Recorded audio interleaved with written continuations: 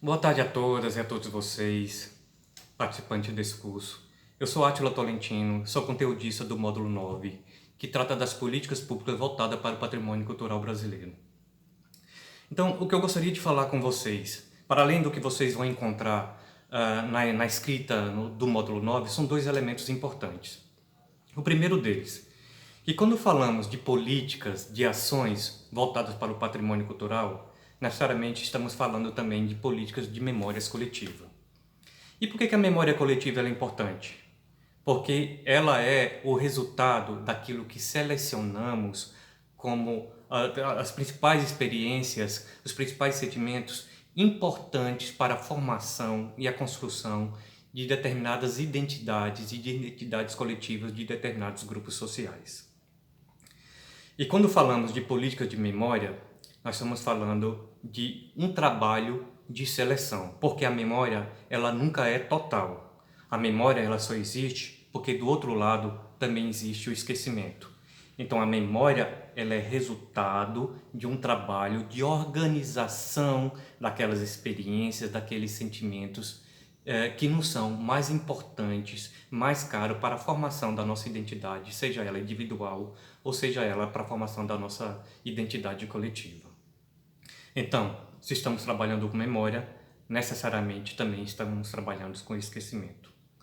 Então, vocês que são educadores, que são professores, que já atuam com educação para o patrimônio, que seja agente cultural, ou seja um pesquisador da área, ou mesmo interessado que queira atuar com isso futuramente, tenha em mente de que quando estamos trabalhando com memória, estamos necessariamente também trabalhando com esquecimentos.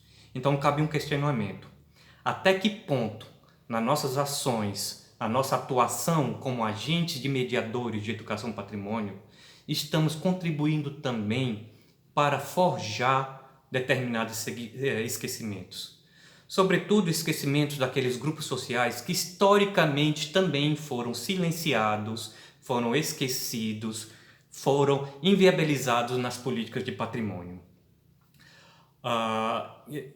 Então, pelo outro lado, o que devemos ter em mente é que se na nossa atuação com o patrimônio cultural, se estamos contribuindo para que efetivamente sejam valorizadas, sejam respeitadas e preservadas as memórias dos diferentes segmentos formadores da sociedade. Seja a sociedade em nível nacional, a sociedade brasileira, ou seja a sociedade em grupos mais locais, ou no meu bairro, ou na minha cidade, ou no meu estado, ou no grupo com que eu atuo.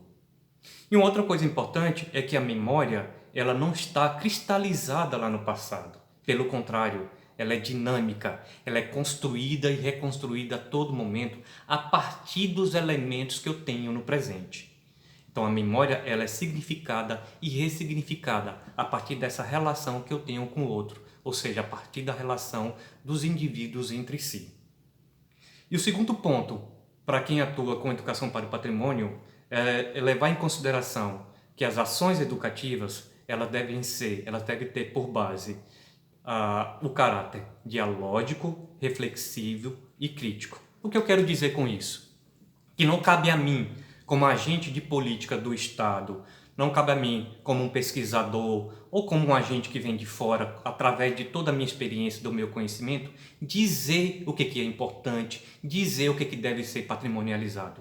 Não, pelo contrário, as ações educativas elas devem primar pela participação efetiva da comunidade, deve primar pela participação efetiva dos detentores do patrimônio cultural, sendo sempre respeitando os diferentes saberes de uma forma horizontal, de uma forma democrática.